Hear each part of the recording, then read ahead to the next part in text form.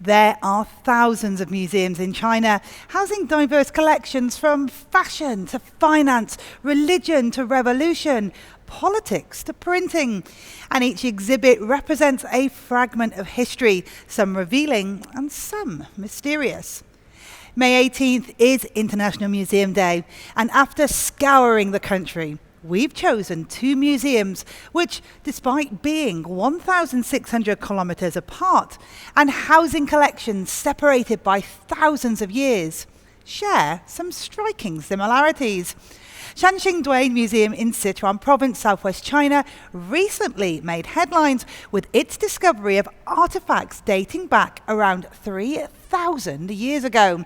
On the other side of the country in East China, some of the jade and bronzeware at Lingjiatan Museum in Anhui Province is twice as old as the Sichuan findings. So thousands of kilometres and years separate these 2 collections. But let's take a closer look. This jade figurine found in Lingjiatan is quite similar to the bronze figurine from Shanxingdui. The face shapes bear similarities, as do the expressions. Resemblances of human form could be explained easily since we haven't changed too much as a species. But what about the relics or amulets in the likeness of animals? Artifacts in the likeness of birds were found at both Lingjiatan and Shanxingdui. This delicate jade eagle was unearthed along with the jade figurine in Lingjiatan, while in Shanxingdui, archaeologists also found artifacts that resembled birds. Our correspondents are at the museums right now to tell us more about the collections. Hello everybody, I'm Wang Ana. I'm currently at Lingjiatan Relics Park in East China's Anhui Province, dating back to around 5,300 years to 5,800 years ago. Lingjiatan is known for the discovery of densely arranged tombs and other important finds such as altars, sacrificial pits, stone circles, and housing foundations. Thank you so much for a great introduction. And we did touch briefly on the similarities between Lingjiatan's jade figurine and the bronze item found at Shanxingdui. Could you elaborate?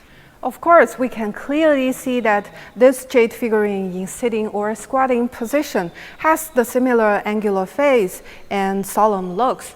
Experts have told me that they believe both the jade figurine here and the bronze figure were used in sacrificial rites. And the most surprising feature of this piece is something you can't easily see. It's a drill hole on the back, which is only 0.15 millimeters in diameter. It only allows 2 or 3 human hairs to pass through. Now today we have laser devices to do the job, but how did people from almost 6,000 years ago manage to drill such a tiny hole? That remains an unsolved mystery. That is fascinating. Thank you so much. Now, we spoke earlier about avian artifacts. Could you please show us one of the ones found in Lingjiatan? Yes, and this one in my hand is actually a replica of the actual size. And what does it look like to you? Actually, it's you can see 2 pig's heads and 1 bird head, but it's actually a jade eagle. So the ancient craftsmen shaped the outspread wings of this eagle as pig's heads. A likely guess is that pigs were considered auspicious at that time. It seems that there's many questions still surrounding the function of these artifacts. Any explanations for the similarities? That's actually a very good question. Experts have told me that in terms of latitude, actually both Shanxingdui and Lingjiatan are located on the 30th parallel. This results in a similar weather and a similar way of living. That's why people from these 2 places both ate pork and grew rice. It appears they shared a kind of connection across time and space. Thank you so much, Aona. Now, next, let's join Liu Youyi in Shanxingdui, who is at the Shanxingdui ruins.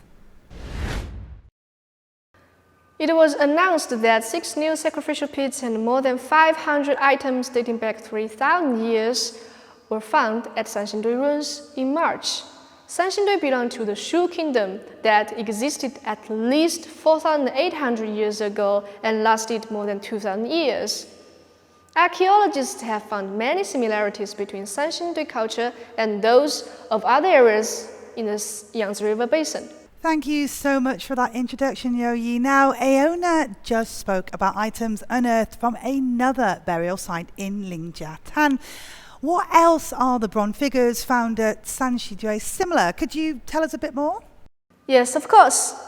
Let's have a look. This is the bronze portrait that looks very much like Lingjiatan's jade relics.